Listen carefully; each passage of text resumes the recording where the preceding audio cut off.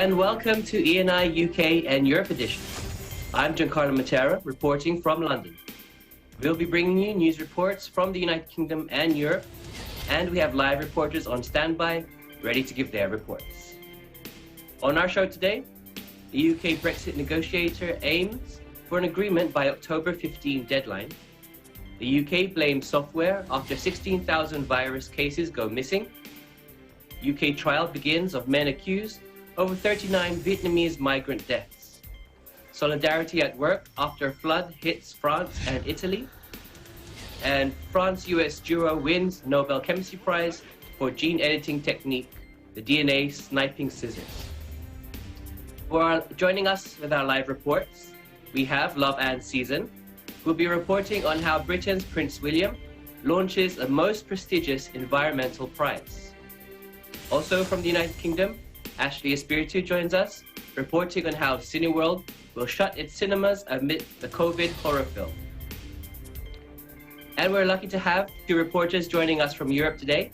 From EBC Italy, Yasmin Yamora is reporting on the extension of the state of emergency in Italy, and Febeline Calpo from France on how France is putting Paris under maximum alert. We also have a report today by Eva Marine Krause on the Planten und Blumen, the green lung of Hamburg. And of course, our EBC sports report will be on how Kenan defeated Kvitova to set up the French Open final with Polish team Swastek. And we will end today's show, as always, with our view from a window. This week is from the Great Orm in the north coast of Wales. But first, our news headlines. Negotiations between the EU and Britain on their post-Brexit relationship resume in London on Wednesday, in the hope of reaching an agreement by the end of October. The talks are due to last until Friday, when a meeting is scheduled between Chief Negotiator Michel Barnier and David Frost. The Europeans want to reach an agreement by the end of October, but there has been little narrowing of differences on the three thorniest issues: fishing rights, public aid, and the governance of the agreement since talks began in March. London has set an even earlier deadline of October 15, the date of an EU summit in Brussels. With a path to compromise urgently needed, Barnier this week reached out to the bloc's fishery ministry, notably the French and the Dutch, according to sources. A failure to reach an agreement on the future relationship would have potentially disastrous consequences for economies already affected by the pandemic. The Europeans believe that the British have still not demonstrated their willingness to really negotiate on the three hot issues, while the UK blames Brussels for imposing unacceptable rules to obtain zero trade tariffs in return. The UK passed 500,000 confirmed coronavirus infections on Sunday, official figures showed. In this latest grim milestone for the European country worst hit by the pandemic. Health authorities have blamed a technical glitch for a sudden spike in cases announced in evening figures that kept several thousand cases from the last week of September off the official tally. Sunday's number showed that almost 23,000 cases for a day, a rise of more than 10,000 on Saturday's figures. Officials said that the issue had now been resolved, and the earlier cases missed in the official count would be included in future figures. Jonathan Ashworth, Shadow Health Secretary, said that at one of the most crucial points in the pandemic, we learned that almost 16,000 positive cases went unreported for a week. That means as many as 48,000 contacts not traced and not isolating. The United Kingdom has now recorded over 500,000 COVID-19 cases since the start of the pandemic, with more than 42,000 deaths. Health authorities are meanwhile drawing up a vaccination program that prioritizes elderly people and at-risk workers. The British government has already ordered tens of millions of vaccine doses from various pharmaceutical research programs, including the one led by the University of Oxford and AstraZeneca. 9 candidates for a vaccine are currently in the final stages of clinical trials, but there is so far no indication of when a vaccine will be ready for mass rollout. 39 Vietnamese migrants suffocated to death in an unbearable heat in a container truck after the people smuggling operation went catastrophically wrong, a London court heard on Wednesday. The trial opened at the Old Bailey of 4 men accused in connection with the deaths of 31 Vietnamese men and 8 women, 10 among them teenagers, including 2 15-year-old boys, whose bodies were found in the lorry in southeast England last October. The truck was refrigerated, but the cooling system was turned off, and temperatures reached an unbearable 38.5 degrees Celsius, 101 degrees Fahrenheit, with the migrants sealed inside in the dark for at least 12 hours, prosecutor Bill Emily Jones said. He also said that desperate migrants were unable to get a phone signal inside of the container. Edmund Harris, 23, is accused of having driven the lorry trailer to the Belgian port of Zeeburg before it sailed to the port of Purfleet in Essex, southeast England. He faces 39 counts of manslaughter and 1 count of conspiracy to assist unlawful immigration, along with 43-year-old Georgie Nika, Valentine Carlotta, and Christopher Kennedy. They're all charged with being part of the people smuggling conspiracy. All 4 have pleaded not guilty. The prosecutor said that the people smuggling gang had operated successful runs before the one in October went dreadfully wrong. Robinson and haulage company boss Ronan Hughes have pleaded guilty to the manslaughter and the people smuggling plot. The trial expected to last up to 6 weeks. Heavy rains causing intense flooding and devastated some villages in southeastern France and Italy's northwestern regions over the past weekend. Both countries have reported fatalities, and searches were still ongoing as of October 5. The violence of the flooding swept away cars, houses, bridges, roads, and even bodies from cemeteries. Hundreds of people had to be evacuated in France. Some villages had become completely cut off, as what once were villages have become islands, according to residents. Government officials stated that the priority is to evacuate those who want to leave.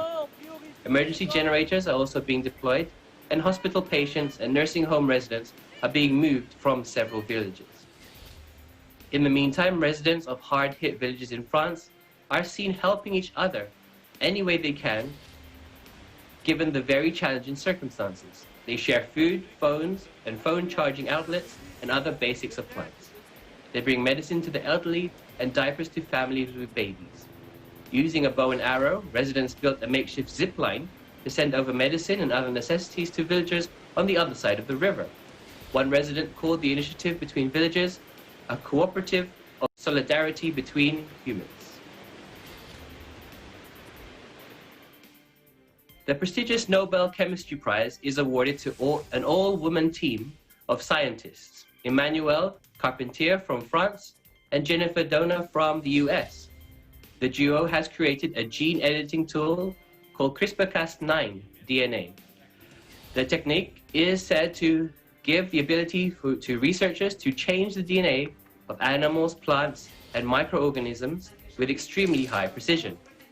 The Nobel jury says that the technology has had a revolutionary impact on the life sciences and is contributing to new cancer therapies and may make the dream of curing inherited diseases come true. Some of the successful use of the tool include enabling crops to better fight droughts and pests, and some innovative treatments of cancer. Carpentier is currently the director of the Max Planck Unit of the Science of Pathogens in Berlin, Germany, and Doudna is the professor of biochemistry at the University of California. The two scientists will share the prize sum of 10 million Swedish kroner, about 1.1 million US dollars. The Nobel Prize is normally given at a formal ceremony in Stockholm, Sweden. But this year, due to the pandemic, it is being replaced by a televised ceremony for those receiving the awards in their home country. It's time for a break now, but please come back for more ENI UK and Europe edition.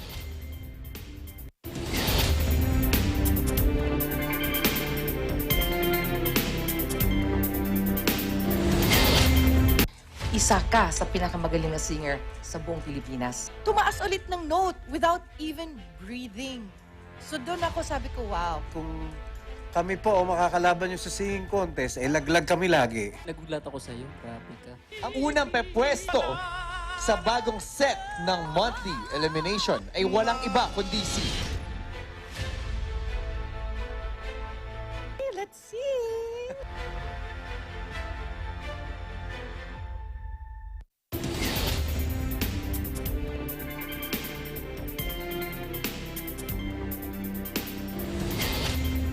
Welcome back to ENA UK and Europe Edition.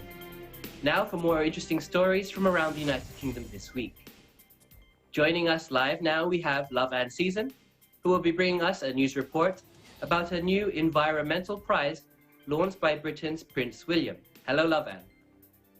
Thank you, Giancarlo. So that's true. The most prestigious environmental prize of all time was launched on Thursday by Britain's Prince William.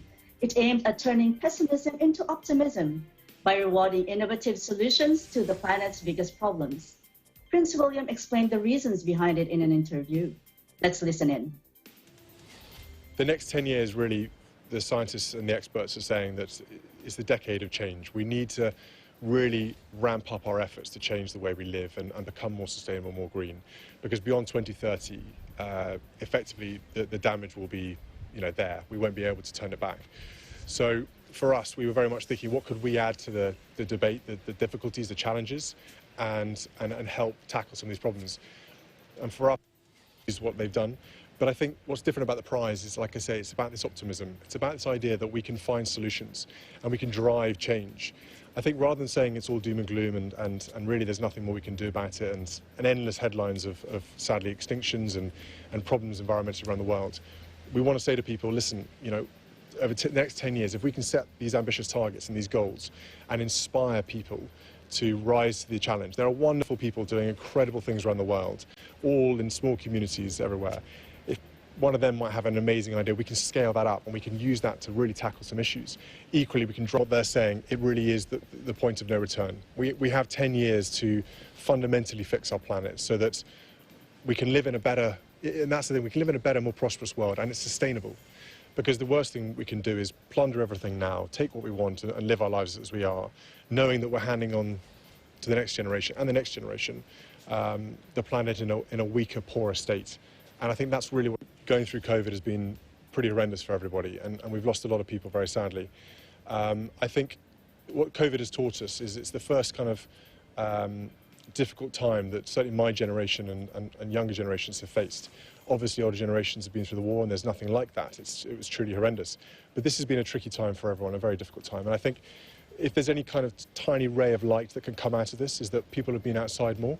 They've experienced nature, they've seen it, they've heard the birds, because the aeroplanes have been less, the roads have been calmer.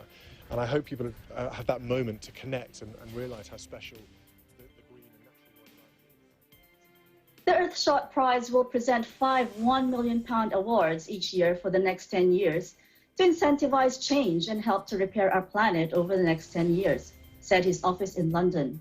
Kensington Palace described it as the most prestigious global environmental prize in history.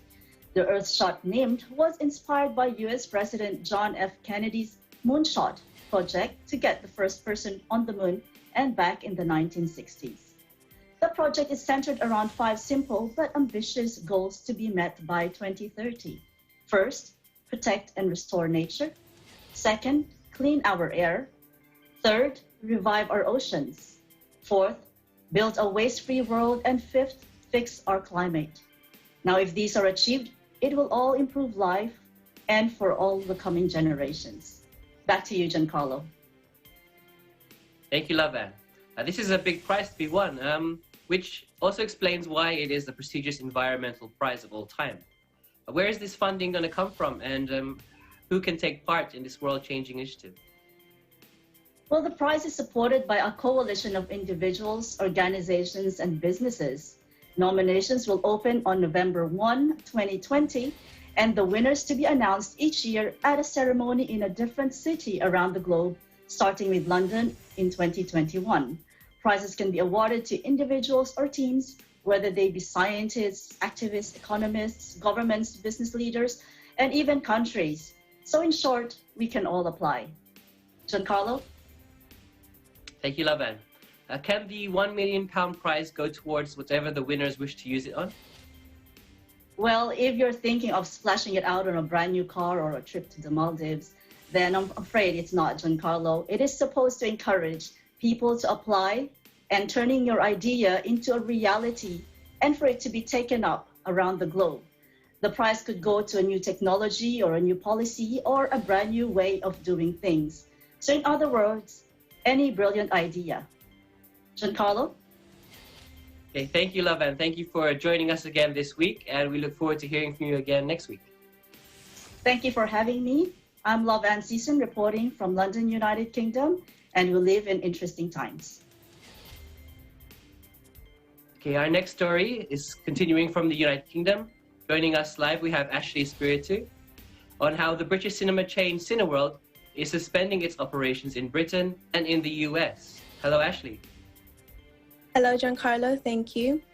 British cinema chain Cineworld is temporarily shutting its theatres in Britain and the United States as the coronavirus pandemic delays major new films like the latest James Bond spy blockbuster it announced Monday.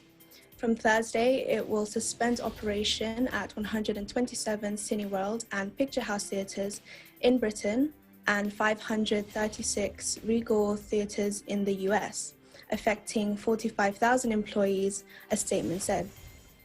Analysts describe the impact of COVID-19, which sparked lockdowns worldwide, as horror movie that plagues the entertainment sector, with cinemas already shut in key US markets, including the cities of Los Angeles and New York.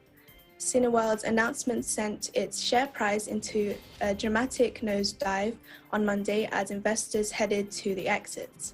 In turn, without these new releases, Cineworld cannot provide customers in both the US and the UK, the company's primary markets, with the breadth of strong commercial films necessary for them to consider coming back to the theatres against the backdrop of COVID-19, it added. The announcement comes just days after the makers of the new James Bond movie, which has already had its release date pushed back owing to the pandemic, said it would not be released until April 2021. US giant Disney has meanwhile postponed several of its biggest releases until next year, including eagerly anticipated movies from the record-grossing Marvel superhero series, including Black Widow and Eternals. Back to you, Giancarlo. Okay, thank you, Ashley. Have there been any other movies that were able to be released before the suspension of Cineworld and other major theatres? Yes, well, mega budget movies that have made it to the big screen, such as sci-fi thriller Tenet from Warner Bros., have garnered disappointing box office returns so far this year. With millions under lockdown from March until June and beyond, consumers have turned to online streaming instead from the likes of US giants Amazon and Netflix. This is not a decision we made lightly, Cineworld's CEO added regarding the cinema closures. We did everything in our power to support safe and sustainable reopenings in all of our markets, including meeting and often exceeding local health and safety guidelines in our theatres, and working constructively with regulators and industry bodies to restore public confidence in our industry, the firm said in its statement.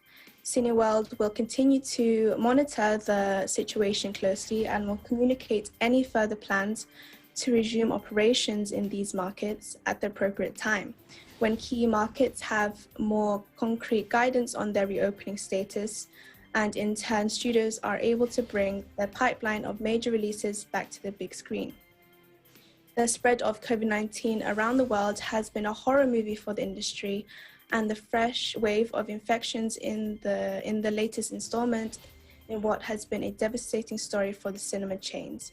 Back to you, Giancarlo. Thank you, Ashley. It does sound like it'll be a while before any of us go to the cinema again. Thank you for joining us today, and we look forward to seeing you again next week.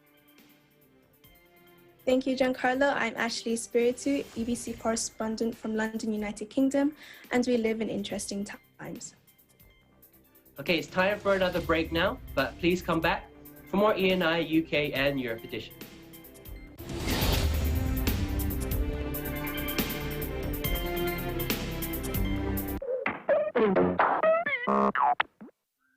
Turuan din natin ang mga bata ng tamang paghugas ng mga kamay. Basain ang kamay ng tubig at lagyan ng sabon. Kuskusin ang iyong mga palad. Gayon din ang pagitan ng mga daliri. Pati na ang likod ng mga palad at daliri. Ganon din ang iyong hinalaki. Kasama ang mga dulo ng iyong mga daliri. Pagkatapos ay iyong palapulsuhan. Gawin ito ng kahit 20 segundo. Pagkatapos ay banlawan ng tubig at patuyuin.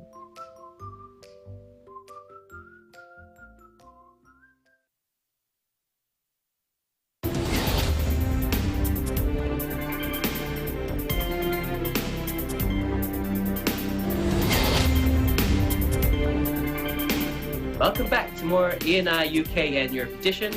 Now for more interesting stories from around Europe this week. We go to our live report from Italy now, where the state of emergency has been extended to counter the spread of COVID-19. Jasmine Jamora brings us the details. Hi, Giancarlo, thank you.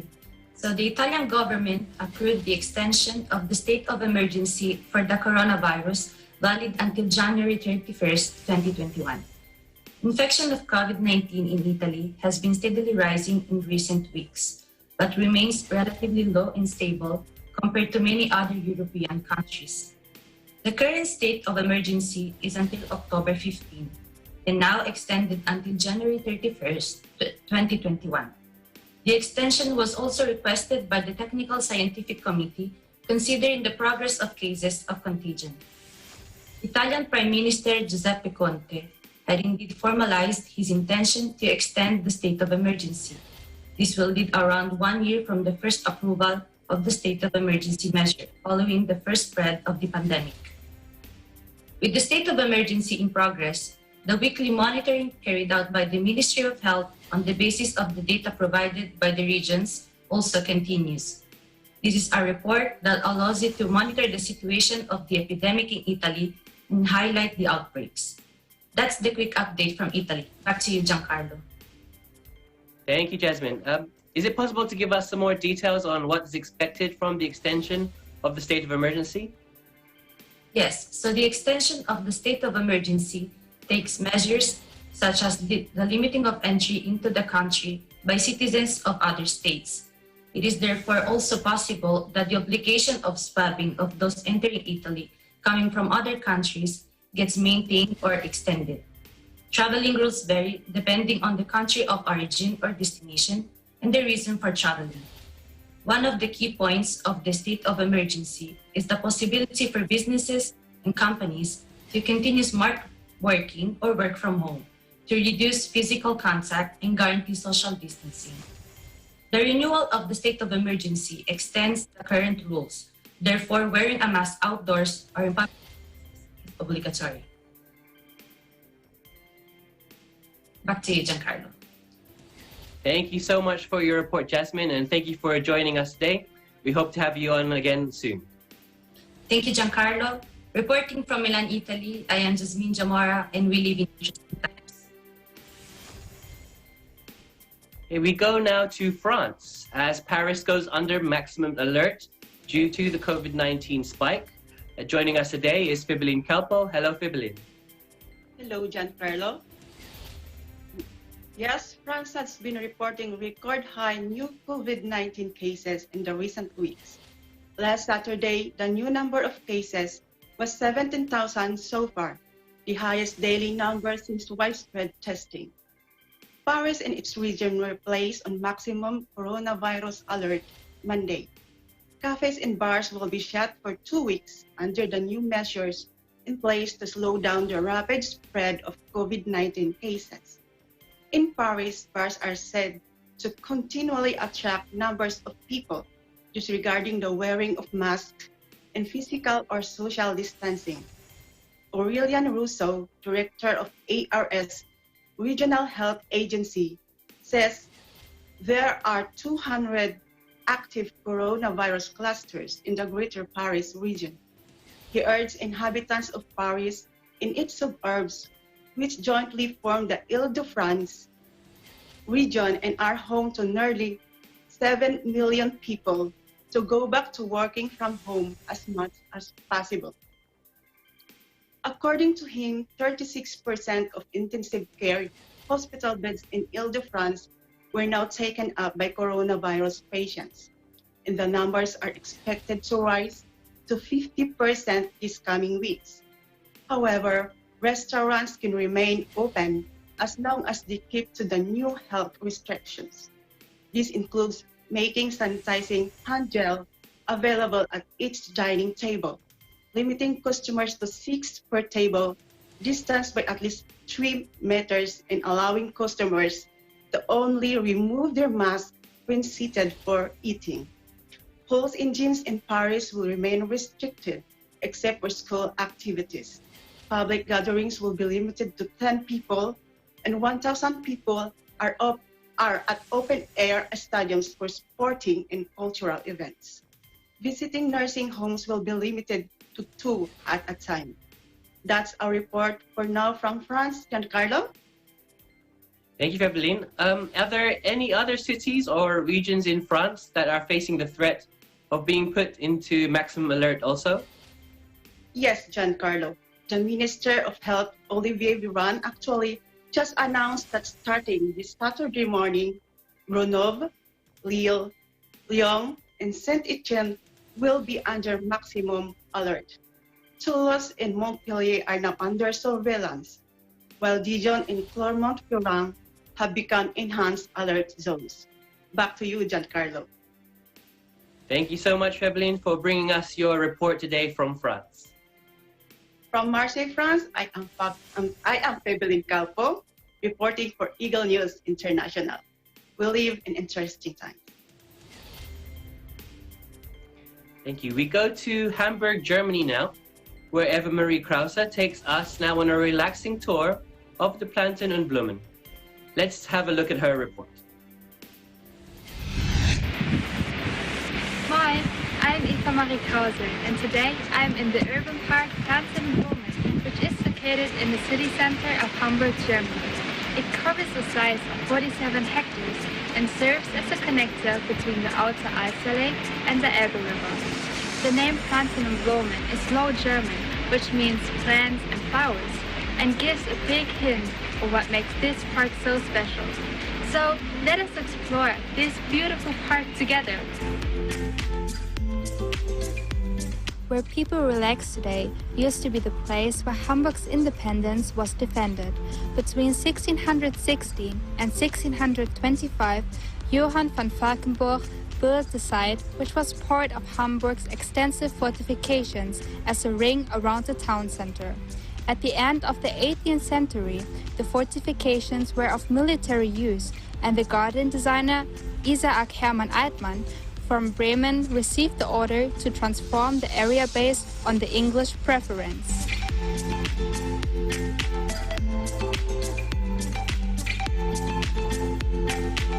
It was originally created in 1821 as a zoological garden, which was then gradually converted into a freely accessible public area in the 1930s. Since then, the people living in Hamburg use the park as a place to relax and also enjoy its attractions. Planten und Blumen is home to various themed gardens, such as the Hamburg's Old Botanical Garden and Japanese Garden, which is one of the largest in Europe.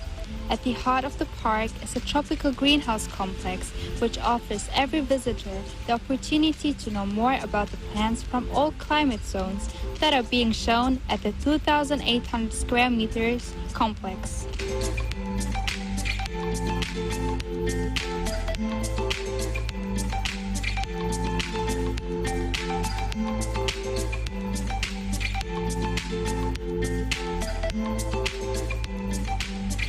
inside Plantain Environment is the Rose Garden, which features over 300 types of roses.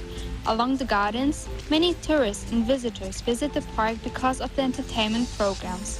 One of its highlights are the summer concerts at the bandstand and the water fountain shows or the water show. This special show is usually on display every night from May to September.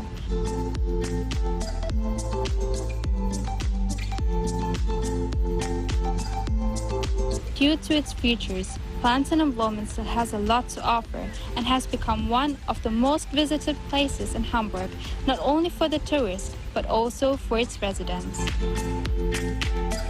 So make sure you add Plantain Environment on your bucket list when you visit Hamburg, because you can not only learn about plants and flowers, but you can also take beautiful pictures here. I am Eva Marie Krause, and we live in interesting times. Thank you so much, Eva Marie, for that report. And special thank you to EBC Germany Bureau for another interesting report. Now we go to our EBC Sports Report, where Sofia Kenin has defeated Petra Kvitova 6-4, 7-5 to reach tennis's French Open final and will attempt to capture her second Grand Slam of the year following her Australian Open triumph. Fourth seed Kenin will meet the 19-year-old Iga Świątek of Poland in Saturday's title decider, after denying the two-time Wimbledon champion Kvitova in her bid for a third major. Świątek became the first Polish woman in 81 years to reach the Roland Garros final, as she demolished Argentine qualifier Nadia Podoroska 6-2, 6-1. The American faltered when serving for a match at 5-4, but broke Kvitova in the following game for closing out the victory over the Czech 7th seed. Kenin, who is 21, will become the first woman to win 2 Grand Slams in the same season, since Angelique Kerber did it by claiming the Australian and US Open titles in 2016. Before this season began, Kenin had never gone as far as even the quarterfinals on clay, and she had lost her only match on this surface this year prior to Roland Garros. 6-love to Victoria Azarenka in Rome. This championship match will be the first at the major to feature 2 players aged 21 years or under, and since Maria Sharapova beat her fellow 20-year-old Ana Ivanovic in the 2008 Australian Open. The 54th seed Świątek has yet to drop a set in the tournament, conceding just 23 games through 6 matches. The last woman to capture the French Open title without losing a set was Justine Henin in 2007. She is only the second Polish woman to reach a Grand Slam final in the Open era, after Agnieszka Radwanska at Wimbledon in 2012. Świątek became the 7th unseeded woman finalist at Roland Garros of the previous 6. Only Jelena Ostapenko in 2017 went on to lift the trophy. She has not faced Kenin at tour level, but defeated her in straight sets at the girls' singles at Roland Garros in 2016. We look forward to this final being played on the weekend.